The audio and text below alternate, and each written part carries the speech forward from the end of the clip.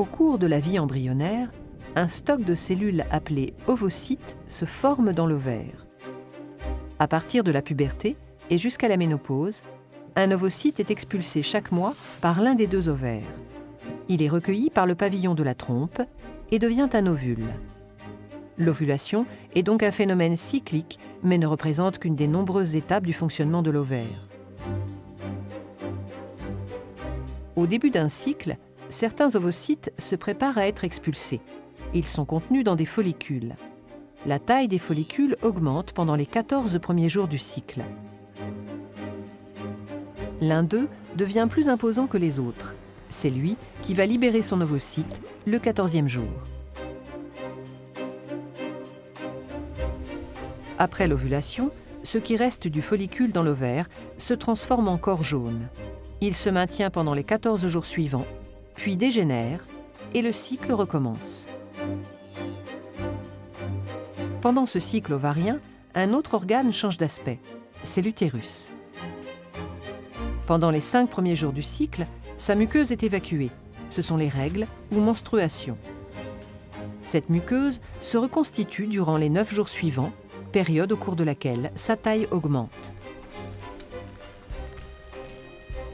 Après l'ovulation et pendant les 14 derniers jours du cycle, la muqueuse change d'aspect. Elle forme une dentelle utérine très vascularisée. Ces transformations la rendent apte à recevoir un embryon au cas où un rapport sexuel non protégé s'est déroulé, donnant lieu à une fécondation entre l'ovule et un spermatozoïde.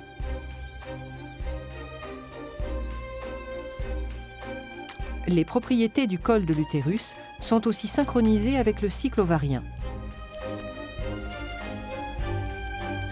Durant les 11 premiers jours du cycle, le mucus présent au niveau du col forme un maillage resserré qui laisse peu de chance aux spermatozoïdes de pénétrer dans la cavité utérine en cas de rapport sexuel. Quelques-uns y arrivent cependant toujours.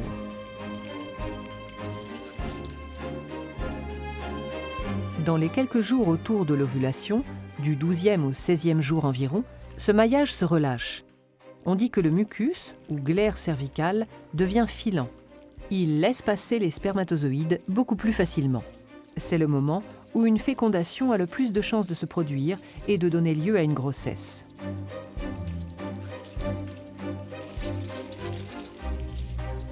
En fin de cycle, le maillage se resserre et la cavité utérine est à nouveau moins accessible.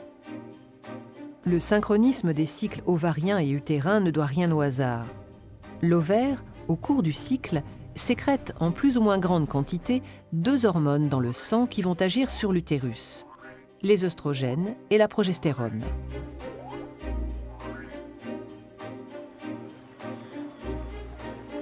Au début du cycle, la concentration sanguine des 2 hormones est très faible.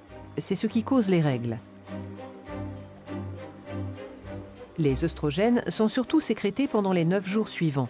L'utérus réagit alors en régénérant sa muqueuse.